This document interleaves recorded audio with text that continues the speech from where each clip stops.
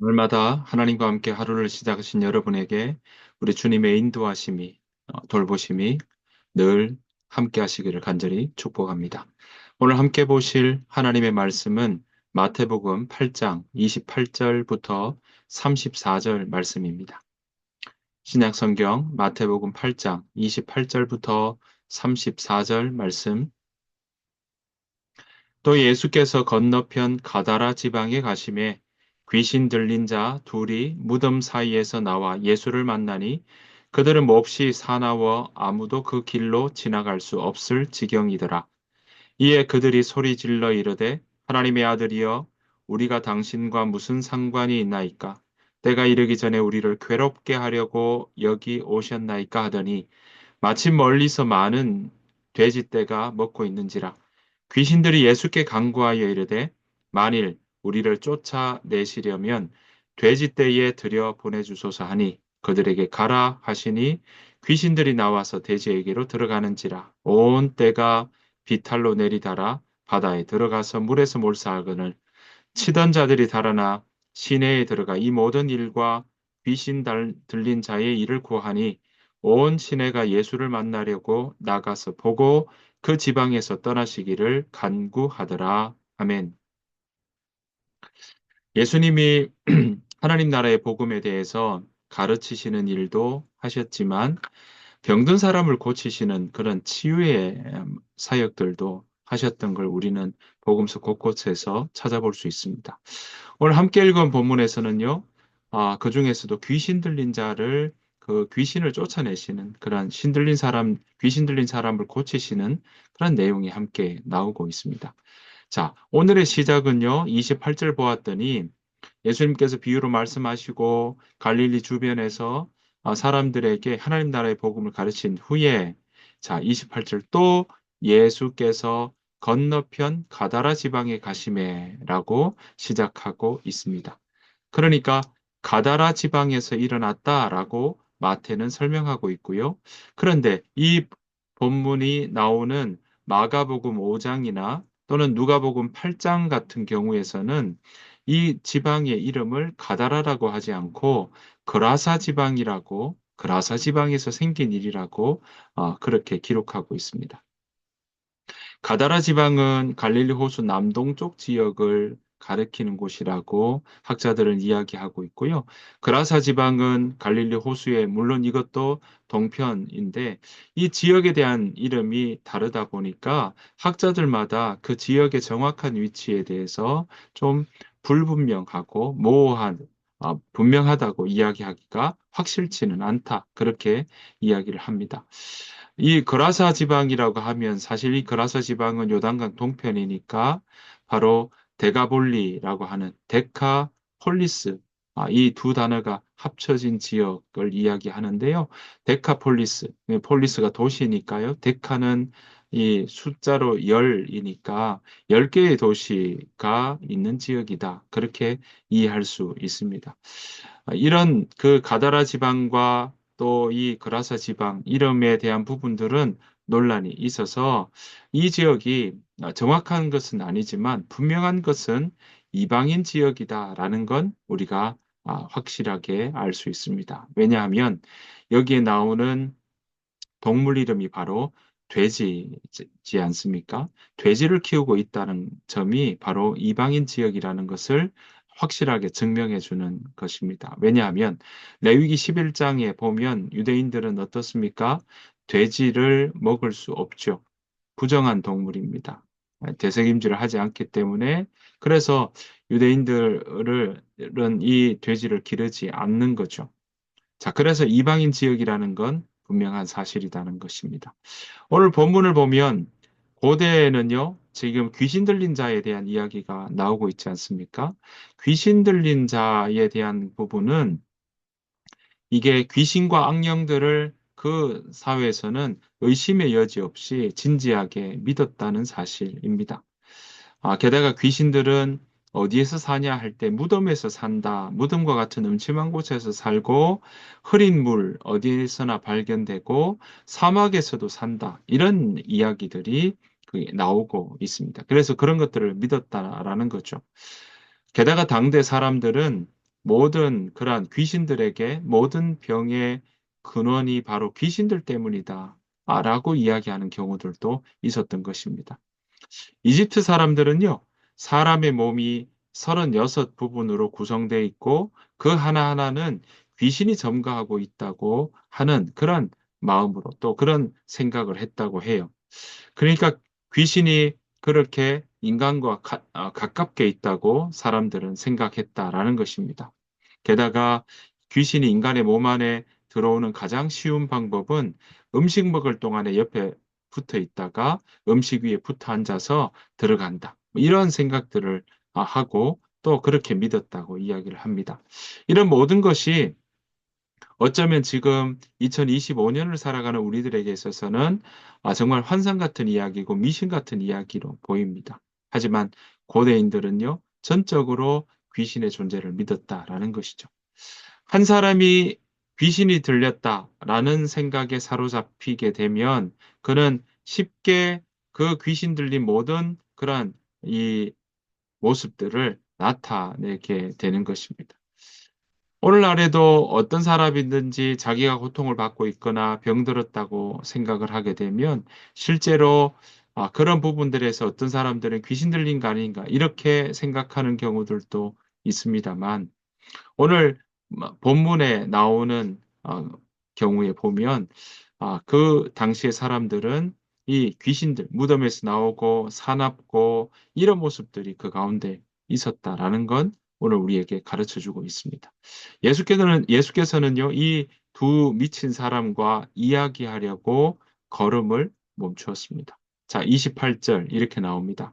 또 예수께서 건너편 가다라 지방에 가심에 귀신 들린 자 둘이 무덤 사이에서 나와 예수를 만나니 그들은 몹시 사나워 아무도 그 길로 지나갈 수 없을 지경이더라. 네. 이렇게 이야기하고 있습니다. 마가복음과 누가복음에서는요, 귀신 들린 자를 한 명으로 이야기하는데 마태복음에서는 두 명이다라고 이야기하고 있습니다. 그리고 마가복음이 이 귀신 들린 자의 이야기를 가장 길게 설명하고 있고요.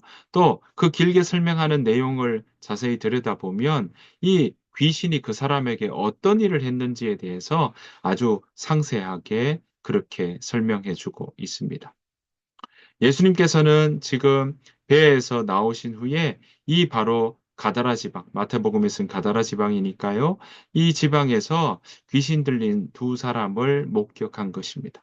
더러운 귀신 들린 사람이 무덤에서 나오고 있었던 것이죠. 아까 말씀드린 대로 귀신은 무덤에서 산다라고 고대 사람들은 생각을 했던 것인데 무덤에서 이 사람이 귀신 들린 사람이 나왔으니까 사람들은 귀신이다고 그 귀신에 대한 부분들로 그렇게 생각을 했던 것이죠. 게다가 그들은 너무 사나웠다라고 이야기를 하고 있고요. 그러다 보니까 아무도 그 길을 지나다닐 수가 없었다라고 이 마태는 오늘 우리에게 설명해 주고 있습니다. 귀신 들린 사람은 너무나 힘이 세기 때문에 어떠한 사슬로도 그를 결박할 수가 없었던 것이죠.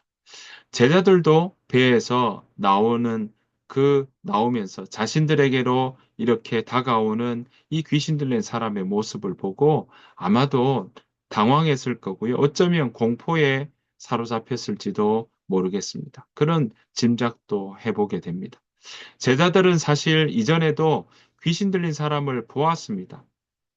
제자들도 귀신 들린 사람을 쫓아낼 권세까지 받았던 걸 봅니다. 마가복음 3장에 보면 예수님께서 제자들에게 귀신을 쫓아낼 권세까지 주셨던 것을 보게 됩니다.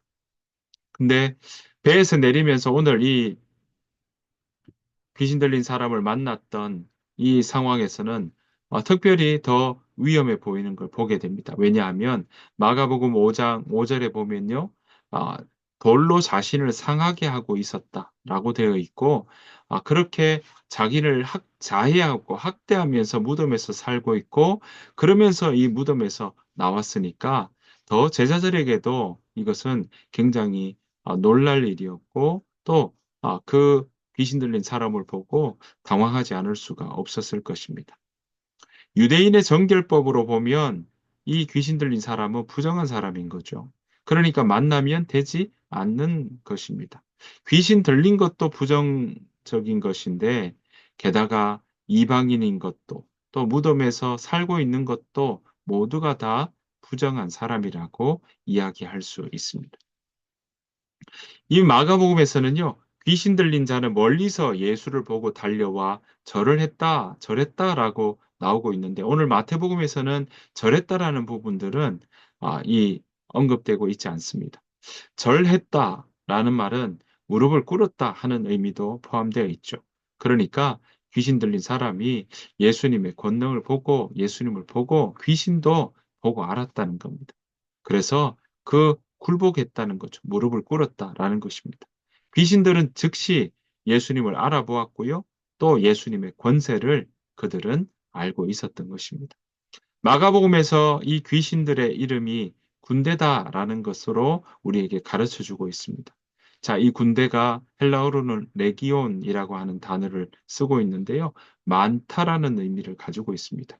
특별히 레기온이라는 이 단어는 3,000명에서 6,000명의 군인들로 구성된 로마 군대의 가장 큰 단위도 이 레기온이라고 말씀드릴 수가 있겠습니다. 그만큼 귀신 들렸다 할 때 이 귀신이 네, 많았다라는 것을 우리에게 가르쳐 주고 있습니다.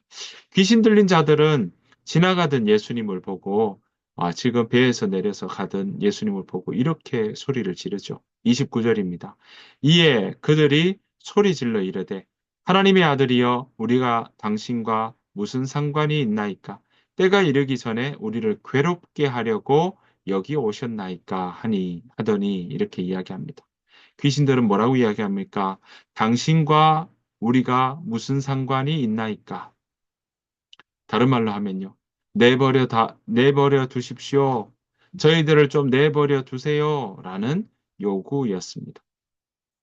마가복음 1장 24절에도 보면 어떻습니까? 회당에서 한 사람을 사로잡고 있었던 귀신도 이렇게 이야기하죠. 당신이 내게 원하는 것이 무엇입니까?